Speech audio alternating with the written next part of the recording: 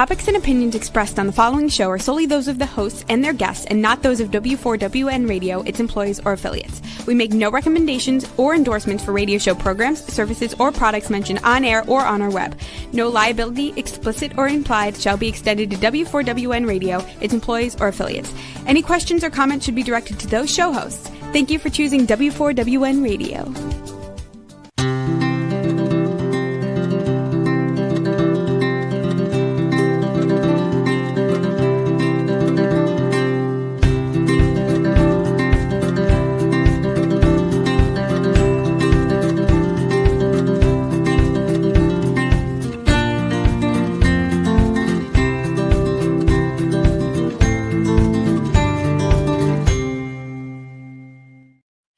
Welcome to my radio and TV show, Debi Changes Lives. I'm Debbie, your certified holistic health coach. I revitalize people's lives by helping them identify the root cause of their health and mindset issues and create a custom, natural, holistic strategy to address them in the areas of mind, body, and soul. As a health coach, I'm not allowed to say that I heal, treat, cure, prevent, or diagnose any diseases. I can certainly make your body more efficient by reducing symptoms. You'll feel better, be more productive, and enjoy life more. Not many people have released 70 pounds, had a health transformation, and kept fit and trim for over a decade. I have, and I have staying power. And it's been over 11 years. I even became a half marathon runner at the age of 51. When I never ran from childhood to adulthood due to foot pain, and I have done 8 half marathons. Mindset is the key to lasting change. As a certified holistic health coach, I do revitalize people's lives in many different areas of health and mindset. I guide them to clean, toxic-free foods and high-quality essential nutrients. My coaching is for optimizing your health, releasing weight efficiently if needed, and enhancing your mindset. With my mindset coaching, I help my clients recognize that their thoughts, feelings, and emotions drive their actions and results. Sometimes that's good, and sometimes that's bad. So it's really crucial for you to have a positive mindset to succeed in life. It's also imperative that you manage your emotions and release those low vibrational emotions such as fear, frustration, and doubt, because they're going to slow you down and get you stuck physically, mentally, emotionally, and spiritually. Like a hot air balloon with ballasts, I help my clients release those emotional ballasts and baggages so they can uplift to a better, healthier life. In turn, they're releasing their stress and reshaping their core beliefs. You will see and feel the differences of my coaching programs. Set up a consultation to ask me more about them at my link tree at Debi Changes Lives, DEBI, CHANTES, LIV as in victory, ES.com/linktree, LINKTREE. And I'll guide you to that better, happier, healthier life. Now, people have told me that I have grit, and I've built resilience throughout my life, and it's been so beneficial for me. Today, I am thrilled to have Robin Johnson, the founder of Robin Learning Systems. She is a well-being advisor, a fraud prevention expert, and a Suzuki violinist teacher. How fun is that? She blends her unique experience and insight in everything she does, whether she is guiding someone to find their signature strength or helping companies to create an environment where they're going to stay. She holds an MBA in organizational behavior with BYU and a master's with applied positive psychology from the University of Philadelphia, where she studied under Martin Ziegler, who is the founder of positive psychology. She's also a #1 international author, where her book hit #1 in 29 categories in 13 countries. She's also a sought-after speaker, and she co-authored this book, Enabling Business for Success. Today, Robin is going to be sharing with us how to build resilience. It's like building a muscle. With a little bit of effort and intention, it can be done.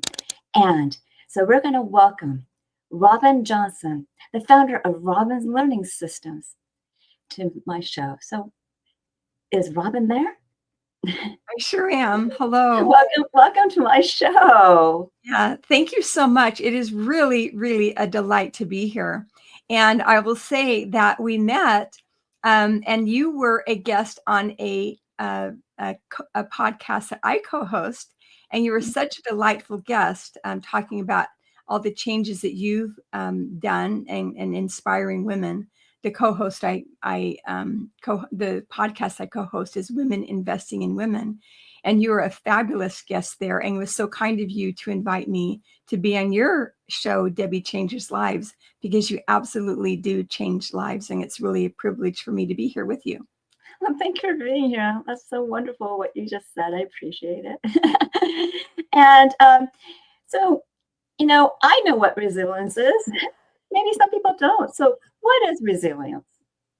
Well, in the studies that I've done at the University of Pennsylvania, and also with my MBA and an emphasis in organizational behavior from Brigham Young University, resilience is the ability to bounce back from challenges, to navigate through adversity, to overcome obstacles, and this is very important, to reach out and to grow. We often think of these first three components, bouncing back, navigating through, overcoming, those are reactive in nature. We're reacting to something, which is extremely important. But another component is being able to find growth through that adversity, through that challenge, through those obstacles, and being able to reach out and grow because of that.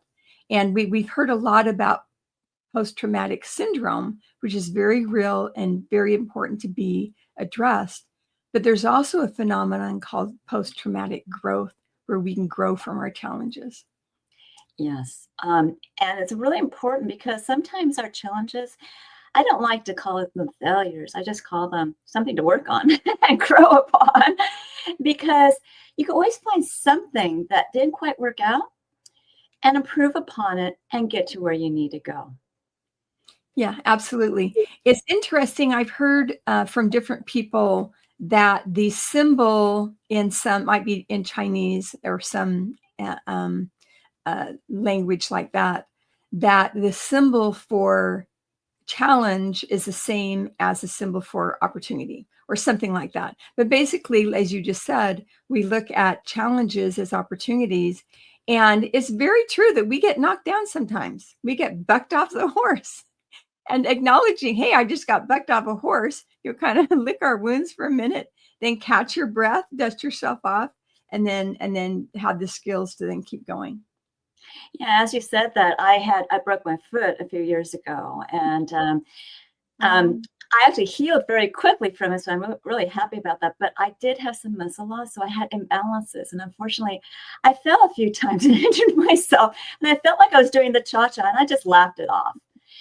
So it's really, when something happens to you, just laugh it off, because what it does is it changes your feeling about what you just happened when you fell. Yeah. Do you agree?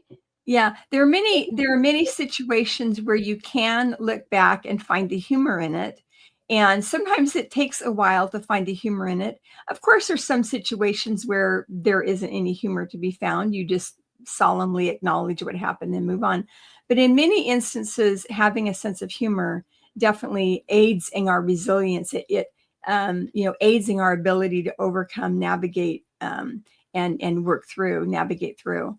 And so having some humor is definitely helpful. Yeah, it is my case. So, why is having resilience matter? Resilience is extremely important because people with resilience are more successful in every category of life. They get better grades, they have better relationships, they earn more money, they have more opportunities. And the other thing that's really important is that the skills of resilience that are learnable skills help us undo the ongoing negative consequences that stem from our childhood. And it doesn't matter how great of a childhood you had, everyone has challenges from childhood. There are no parents who are perfect. Every parent made mistakes. And as children, we absorb those mistakes and carry them into our future. Having a sense of resilience and learning the skills of resilience can help us discover and overcome some of those challenges. And some of those challenges, we already know what they are.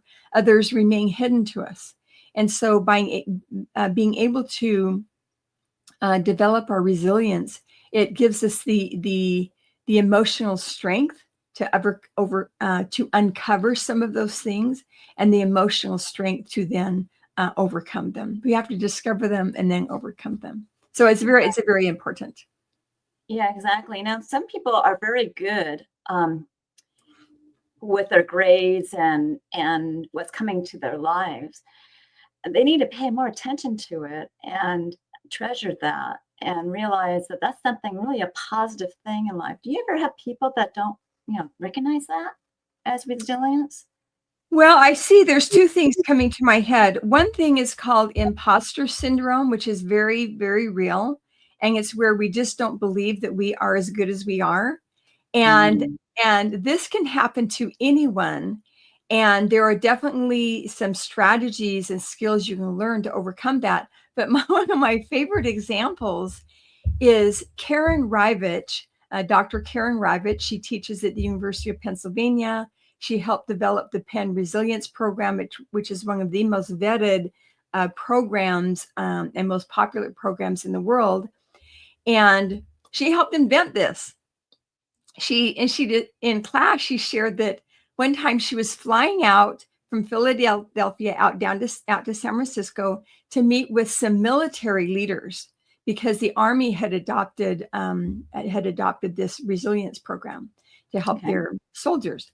She's flying in, getting ready to land, and she starts thinking, "Oh my gosh, what if I forget what I'm going to say? Am I even any good at this? What if they don't believe me?"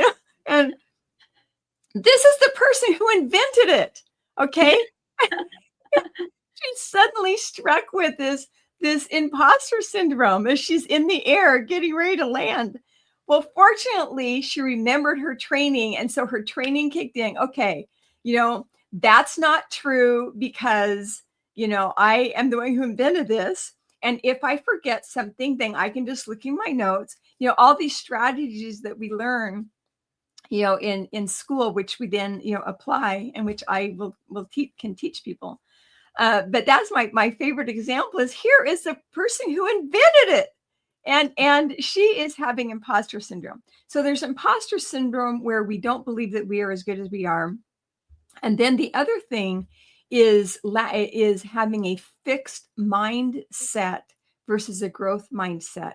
And oftentimes children who are really good, they have a good set of skills. Maybe they were raised in a family where they were able to develop a lot of things. If they are told, "Oh, you're really smart, so you can do that. You can do this because you're just really smart. You're just naturally good at this." Well, there are times when, you are naturally good. But on the other hand, there are times when you had worked hard and you had practiced and you had, tried, you'd worked out, whatever this skill might be. And when children are told, you're just really smart, well, you don't really have a lot of control over how smart you are. And that can actually backfire and cause them to not try. Because if I'm supposed to just be naturally good, and then I try at something and I'm not just naturally good at it, then that means I failed. And so I'm just not going to try. And so what we want to do is focus on things that children have control over. Well, you got a really good grade. You must have studied really hard, or you must have paid attention to the teacher, or maybe you went to those extra workshops. So that is something that you have control over. And so it makes me think of right after I had just been doing some reading and learning on this, and giving credit where credit is due. When my daughter and son-in-law then had their first child, my granddaughter, they said, "This book, Growth Mindset by Carol Dweck, this is required reading." And so if you want to interact with your granddaughter, you need to read this and adopt different vocabulary, which I did. Okay. And so anyway, just having that vocabulary. And I realized I went off on this tangent of this story about my granddaughter and realized kind of forgot where I was going with this. But the notion that, oh yeah, I can remember it now. Okay. I just been reading it. And so our other daughters were home, then they've all learned violin and piano and multiple instruments and that. And they were performing, and someone said to me, "Oh, it's so lucky that your children are so talented." And I said, "Yes, luck and thousands of hours of practicing and thousands of dollars in music lessons." Exactly. And yes, they are really good. Yes. And some do have natural talents, but they still need to grow and work on those talents and get some expert advice from people. Exactly. Exactly. Yeah. So And it's interesting that, the first example, she actually saw her doubt, recognized it, and immediately said, okay, what do I do now? And released it. And I'm sure she got through her presentation. And with the exciting example with children, that's fabulous. Reading a book. But my whole point is that, these kids these days, because of what they've been through recently with the pandemic, they don't have the spunk, tenaciety, so to speak. And I mean both spunk and spontaneity.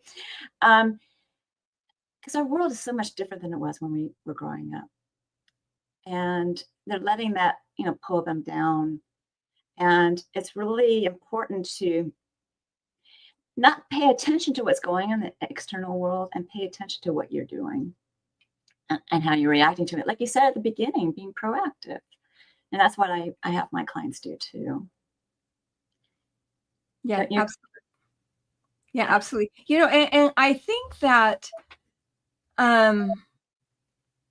I realize that we have a tendency to put different generations into stereotypical boxes. Mm-hmm. And so I'm wondering if some of this notion of, well, they don't have as much resilience or stick-to-itiveness. I personally have not experienced that in my interactions. But I'm wondering. It's not resilience. It's just they have doubt about I know if somebody is graduating soon and she doesn't even know what she's going to do because of what's going on right now. So that's the whole point. They're just wondering what's going on with the world. And instead of wondering what's going on in the world, just move forward and find that job. Do you get my point? Yes, that is very true. I was going to say that because of their experiences, they're approaching life differently.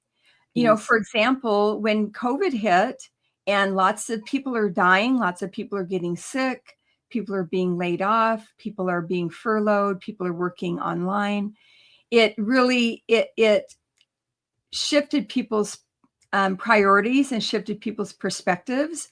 And so maybe these young people are going to be different than say my older sister who just turned 80 and grew up like more in the industrial age where you work with one company for 50 years and then you retire. Their life experiences are different. Yes. But I do believe that not just this generation, but any generation can function more effectively in their mindset, in their belief system, and in their ability to move forward. And like you say, to be proactive and having the strength to do that, and having the skills to do that. Yeah, exactly. And they may go from job to job. There may be a lot more variety and more interesting too. That's the way you can look at it, right?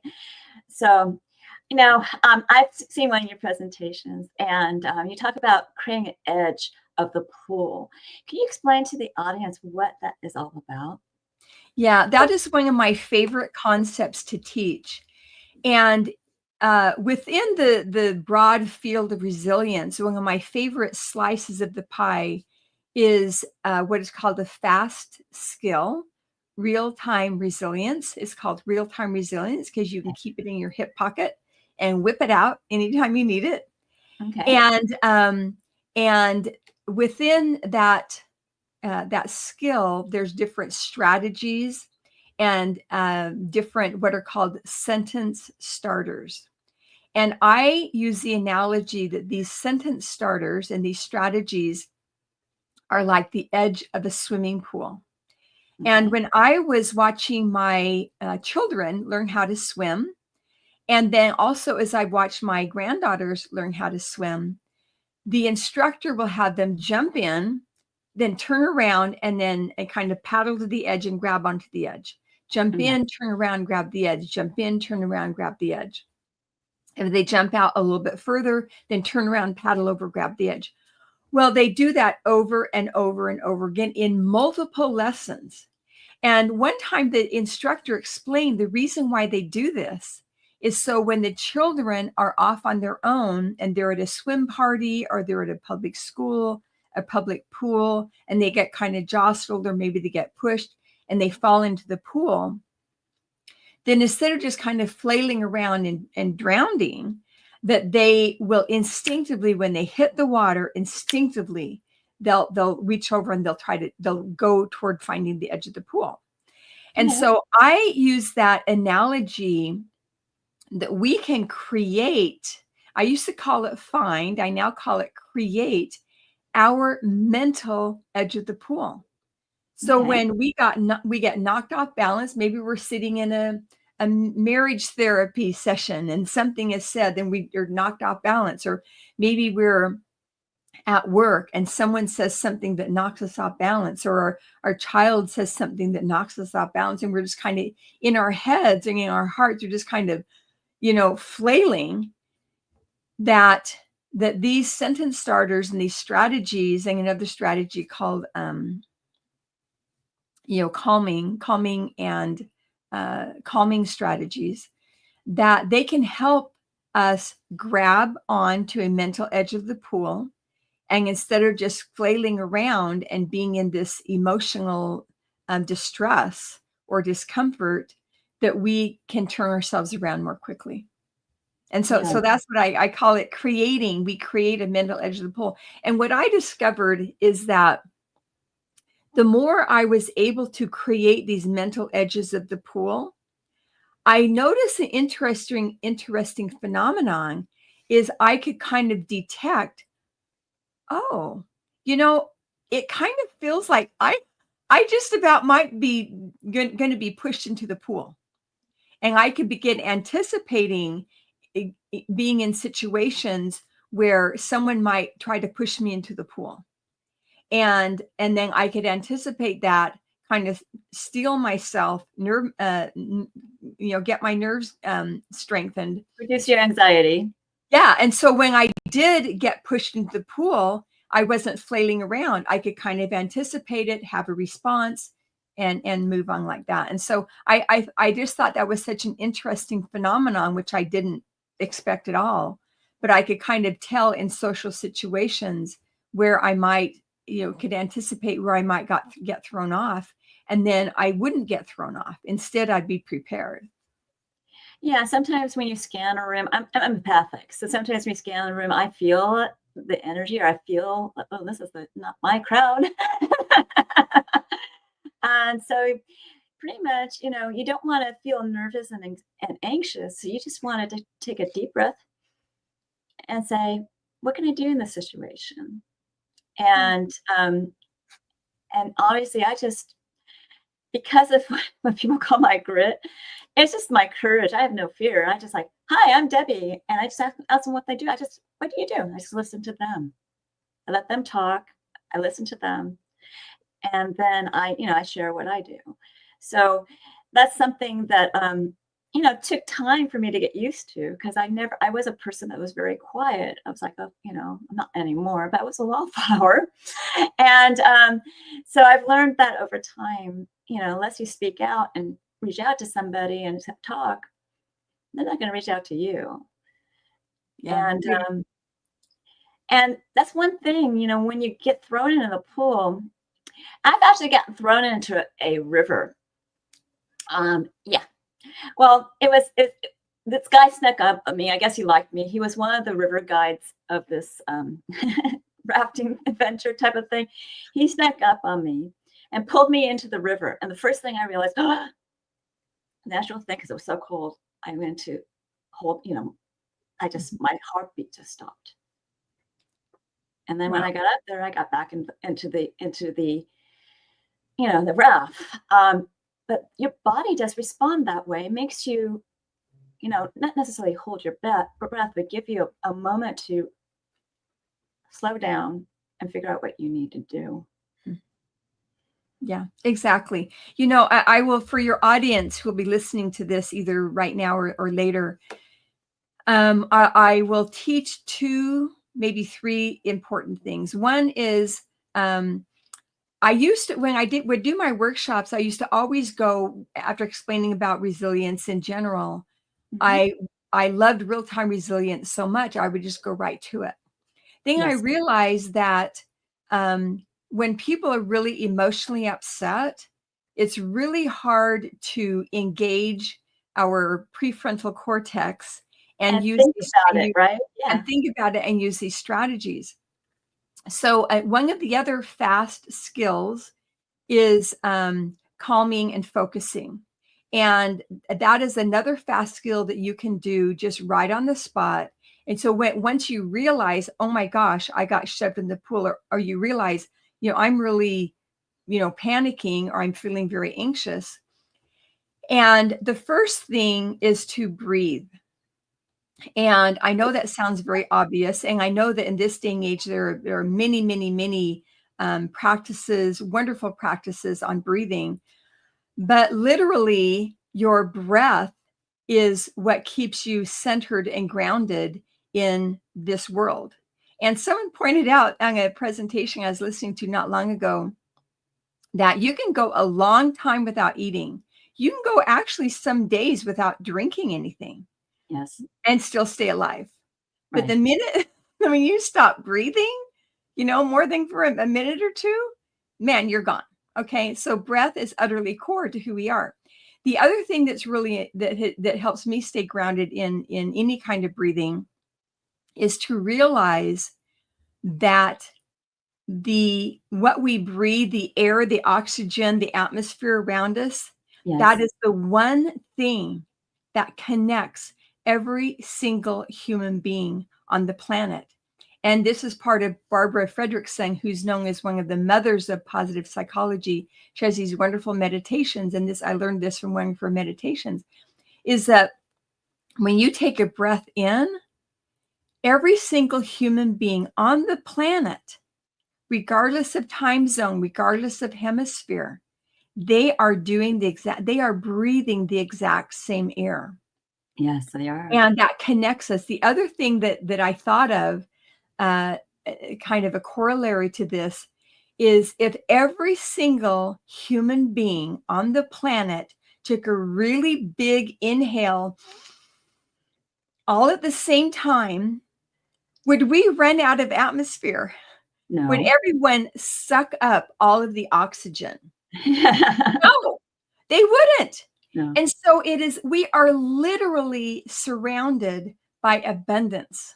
Yes, we are literally surrounded by abundance. And the more we can tap into, I am surrounded by abundance. I am breathing in the same air that my next door neighbor is, that you are breathing, etc. That is connection. So simply taking a big internal breath where you fill up your whole lungs, you fill up down into your stomach, down into your belly. Just 1 or 2 of those breaths activates your parasympathetic nervous system and helps calm you down. So there's that calming and focusing.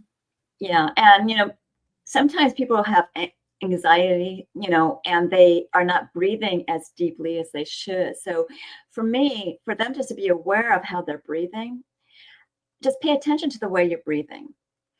Am I breathing shallowly or am I breathing deeply? Because as soon as you breathe in deeply, then you're going to be able to, as doing it slowly, you're going to be more aware of what the rhythm is like. And then you can add the next breath even slower. I'm probably not many people like me out there. I'm actually a scuba diver as well. And Oh, because of certain injuries I've had in the past, I use a smaller tank than most people. And I come up with the small tank, not empty. And people are where everyone else is empty. And they're really amazed. They said, "You're like a fish." It's just because of the way I breathe. And when I'm scuba diving, I'm so darn relaxed that I'm just like enjoying the scenery. It's like you're flying over a little microcosm of a community. I don't know if at Disneyland there used to be a thing where it looked like you're flying over a small community. It was like one of these rides at Disneyland, and that's what it's like when you scuba dive. And so I would just in, exhale, and I was great at buoyancy. So if I felt like I was going up too high, I would just exhale more, and I'll balance out. So if you know how to control your breath, and you pay attention, if you don't, pay attention to how you breathe, and then pay attention to how you feel when you're bringing down your anxiety, and you'll notice a difference. It's just being aware, right? yeah, exactly. And absolutely what you said about that when you're anxious, we tend to breathe kind of shallowly. And then we Mhm. don't get as much we don't get as much oxygen to our brain and our extremities. And so by, like you said, by slowing down, breathing in, breathing out, there's lots of different ways of breathing, but simply slowing down and breathing more deeply, we're going to get more oxygen to our brain so we can think better, so we can function better, so we can then apply these other strategies for real-time resilience once we've calmed ourselves down. Yeah. Are there any other real-time resilience that you want to share since we're talking about it? Because I think that this would be very beneficial for other people out there right now. Yeah, absolutely. So two of my very favorite strategies, one is called evidence. And the Okay. sentence starter is, "That's not true because." And then you fill in the blank with something that is specific, accurate, and vivid that demonstrates, that proves that whatever thought that you're thinking is not true. And what real time is, the purpose of real time resilience is to overcome and kind of smack down these automatic negative thoughts that continually flitter through our head, like, "Oh, I'm an idiot," or "I'm not any good," or "I can't do this." We have these little tiny phrases, 2 or 3 words, or a 3 or 4 words, a little tiny sentence that will automatically just pop into our head. And Yeah. so once we become aware, "Oh, that popped into my head," or "I'm saying it now, I'm such an idiot," or "Have I done anything right today?"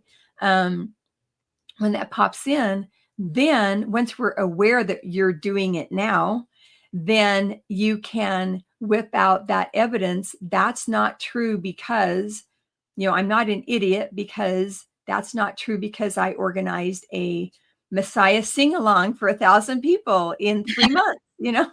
I'm the primary editor of Frank Abagnale's Fraud Bulletin." I can say these things that are very specific and specific, vivid, and accurate to smack that down.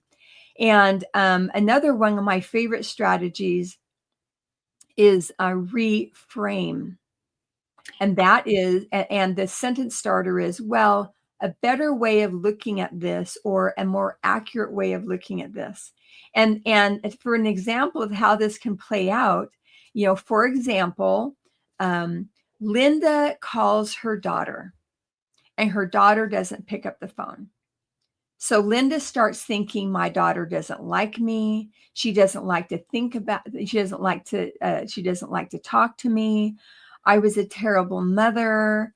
And I didn't do anything right raising her." You can see It goes this, on and on and on. yeah. And all that happened was she called her daughter didn't pick up the phone. Mhm. And so instead of going into this negative thinking, this downward spiral, there's lots of different types of negative thinking, but the one I just illustrated was like a downward spiral.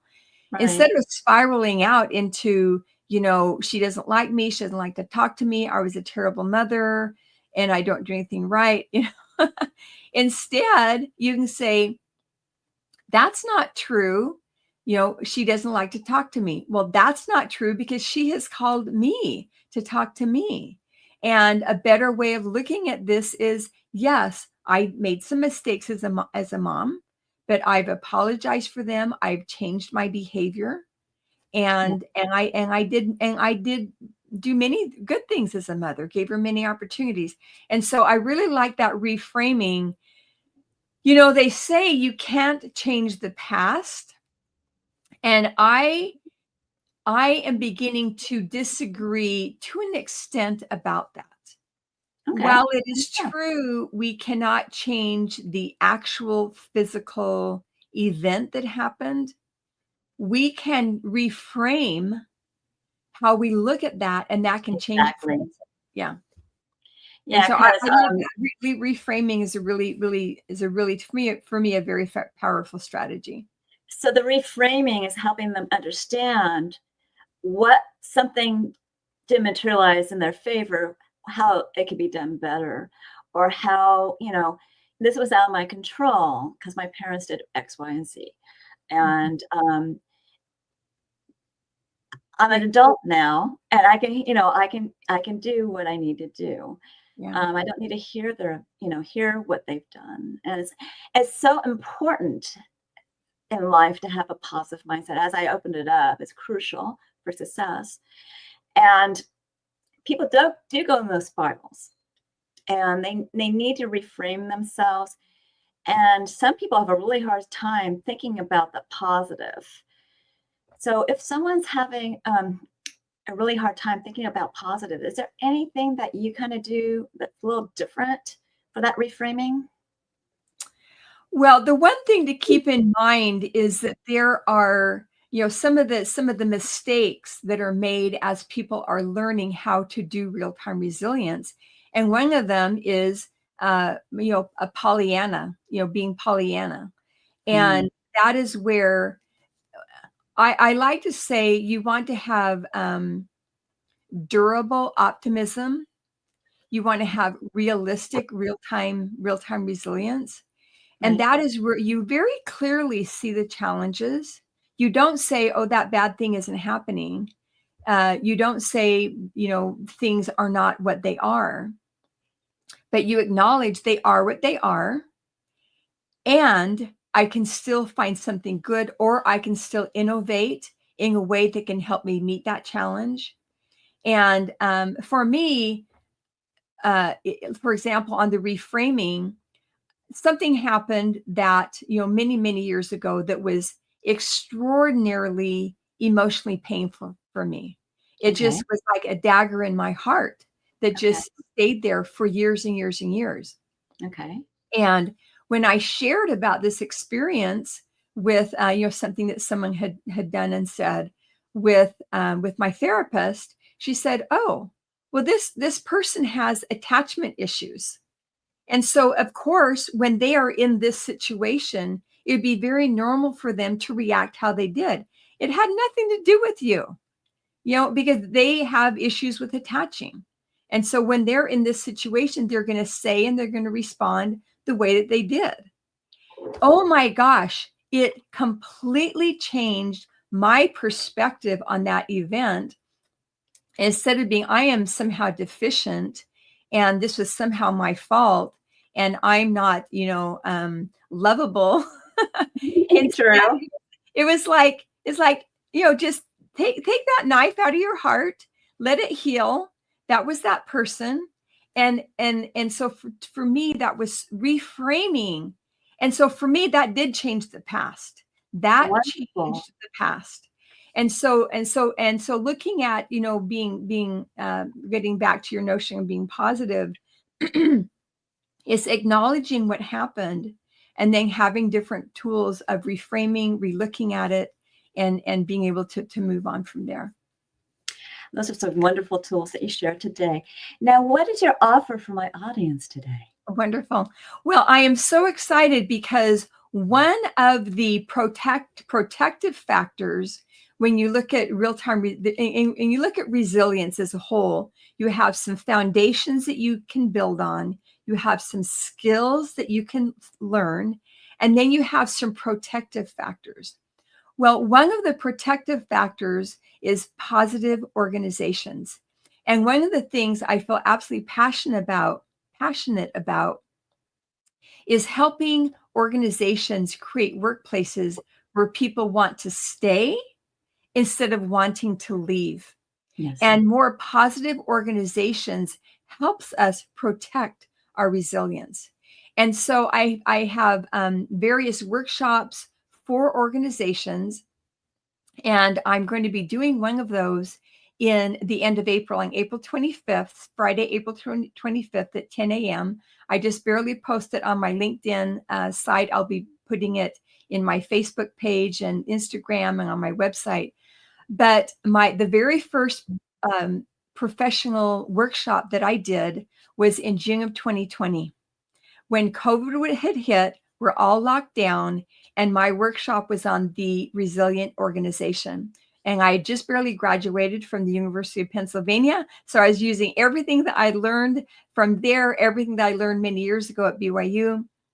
And I said, you know what? In this day and age, with the stock market going like this, all the crazy stuff that is happening in our world today, that it is time to dust off and to revisit the resilient organization. So I'm going to be doing a workshop on that.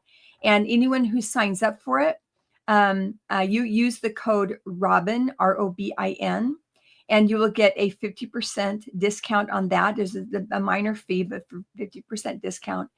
And you are welcome to use that. I have future workshops as well, and that I'll be posting about later. And you can go ahead and use that same code for a 50% discount. Just putting Robin, ROBIN, my name, and that will give you a discount on that. Okay. So they would go to, I have you down going to your email, Robin at Robin Learning Systems. And you can mention Debi Changes Lives, so she knows where this is coming from. Absolutely. So that is a wonderful offer, Robin. And Yes. Would you like to be a guest on my show again? Oh, absolutely. You have a delightful show. I love the whole premise of Debi Changes Lives. And I love the whole premise that you changed your life. And now you're giving back, you're helping other women, other men, children change their lives. And I think that is just something really, really fantastic. Oh, thank you. So I'll have you back. Please stick around for closing remarks, okay? Remember, I do revitalize people's lives in many different areas of health and mindset. And I help you correct your gut. I help with hormone issues, immunity, mindset, of course, and so much more.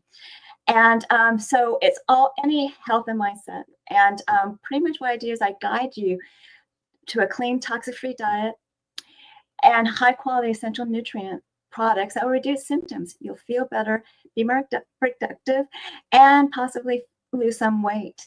And it's going to uplift your mood. With my mindset coaching, I help you release your stress, emotions, entanglements in the past, and help you reshape your mindset. Your mindset would be enhanced. With my health and optimization, as well as weight release, your body's being more efficient. So that's a mind-body thing that I'm doing for you with my programs. So reach out to me and set up an appointment on my consultation button of my link tree at Debi Changes Lives, CHANGS as in victory, ES.com/linktree. And there you get to know me, I get to know you, and I guide you to optimal health. And it first starts with 1 or 2 assessments. The health evaluation, you rate your symptoms in the last 30 days in 4 categories of health, and there might be some more questions in different categories. You'll get a health score. I'll review it with you. I'll create that custom natural holistic strategy for you when you move forward with my services. And we'll monitor this on a monthly basis. I also have 2 different body scans. And I prefer to do the Zytolink, which is now called the ZeroLink. It's the same company. And I've actually sent this remotely and internationally to South Africa. And the ZeroLink is a transdermal optical imaging app that I send a link to your phone. You scan your face for 30 seconds. It's only looking at blood flow, not your face, for components of emotional, energetic and functional in different body systems and lifestyles. And the emotional is a gem. It creates a wellness report, not a diagnosis, of biomarkers out of range and products and services that bring it back into range. It's quite an intensive report, so I review it with you, and it costs $75. When you move forward with any of my programs or products, you get a $25 discount. Now, the Zero Link is that transdermal optical imaging app, also known as TOI, and you can look that up at pubmed.gov, pubmed.gov. And I also have a family pack where you can save $50 on 5 scans. Now, people are really amazed what their body tells them to scan, and you'll be too. Curious? Go to that link to get your first Zida scan. And on the site are my programs. Take Your Body Back as a 12-week weight release mindset coaching program where you can utilize a new version of you for your success. All coaching is done on Zoom, and the first one's always private to you because I go over your health analysis. I give you a choice between 2 meal plans, instructions on one, and also I'm going to help you create a new version of you in an avatar board that'll drive you with emotion and passion to achieve your health and weight transformation goals throughout your journey.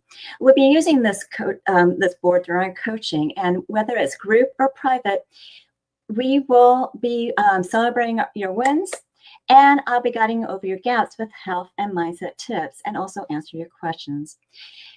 You're welcome to ask me questions about this program because you will become a new you.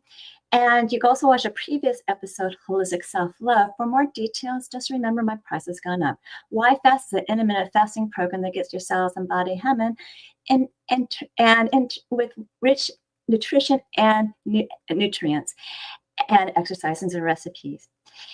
You can ask me questions about that. And remember, intermittent fasting actually repairs cells, reduces inflammation, and gives you mental clarity.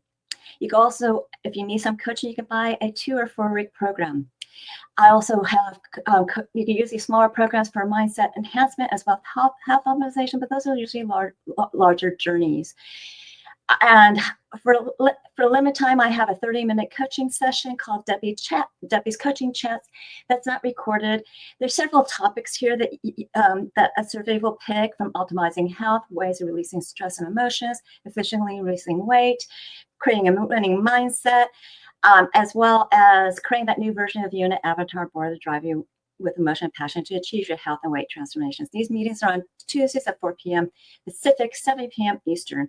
And you need to sign up for it at Debi Changes Lives. That's DebiChangesLives, as in victory, es.com/chats. And you learn what my coaching is all about. Finally, learn more about alternative health services, programs, products, and offers, articles, blogs, upcoming shows, events, and promos by subscribing to my newsletter at DebiChangesLives.com. This time, /radio TV show, all in one word. And I give you a gift, a 30-day health and mindset daily action journal where you record your gratitudes, thoughts, feelings, emotions, food, water, nutritional supplements, and exercise you do on a daily basis, and also tracking measurements. You want to celebrate your wins daily, weekly, and monthly, and look for your gaps. And if you need help with gaps, you can contact me for coaching. I'm certain that you found this show educational, empowering, and enjoyed it. Reach out to me for my products, services, and also programs and offers, and reach out to Robin for her services and offer. Do we have time for Robin to come back? Yes, thank you so much. It has been thoroughly a delight to be here. I really feel very privileged to be here, and I salute you for all the good that you're bringing in the world. And I'll just say to the audience that resilience is not like a light switch you turn on and off, and you're born with it, and you can develop it like a muscle. And no matter what your resilience quotient is right now, you can always get it better. And you can find me at robinlearningsystems.com. Thank you. So I'm continuing to enjoy my radio and TV show, Debi Changes Lives, on Thursdays at 3 p.m. Pacific, 6 p.m. Eastern, where your holistic journey begins.